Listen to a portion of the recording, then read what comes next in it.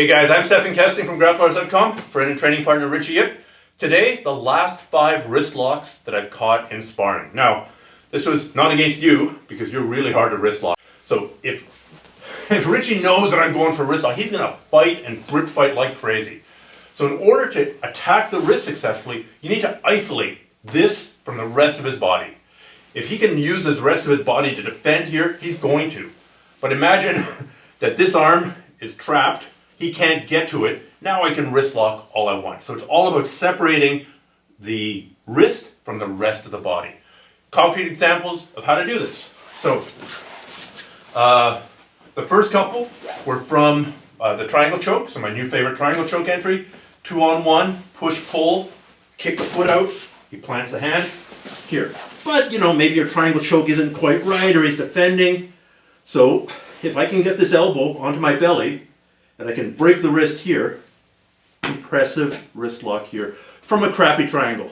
So the second wrist lock was again from a triangle choke position. Again, I was trying to go for this one because I was on a wrist lock kick, but he was really defending the wrist because he was okay getting tapped with a triangle choke, but not a wrist lock. So, couldn't get this. I blocked behind the elbow here, and then I pushed here. Now, that's not as powerful as this because the backstop on the elbow is just my hand, but it still worked. The third wrist lock, here I am in my posting, was from an Omoplata. We were here. I was determined to get more wrist locks on this guy. We were here, and he was okay, again, being choked out, being arm locked out, but not wrist locked. However, if you can get an Omoplata, and you can isolate this arm has nowhere to go. Richie, I'm going to wrist lock you. Can you grip fight? Oh, it's going to be pretty tough. There's no way. He can't move his body to alleviate the pressure. He can't grip fight here. This is the world's easiest wrist lock. Next wrist lock. Side mount, please. Whoa, look at that. Here, sort of a broken scarf hold. Trap the leg. Step over the head. Got kind of an ersatz triangle choke.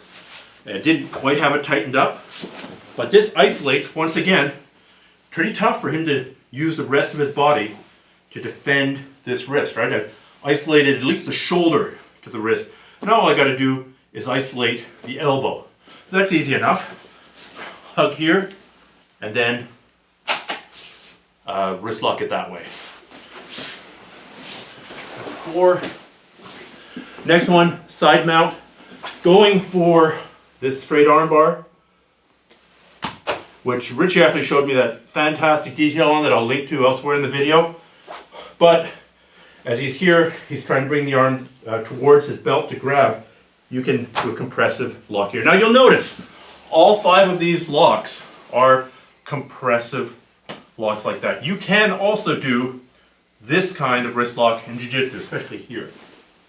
Or if I'm in Richie's guard, he sits up, he grabs behind the elbow, and he pulls in. That's also possible. Also is the Sankyo type wrist lock here. That's possible if you do it as an ambush. I'll link to that as well.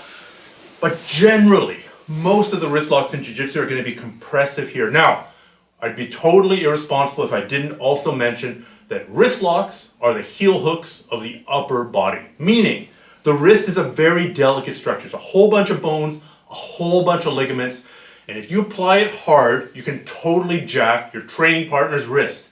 And he might need surgery, and he'll be out for months. He'll be dealing with an injured wrist, potentially for years. Potentially it can take years to heal. So, apply a wrist lock with as much care as you would a heel hook.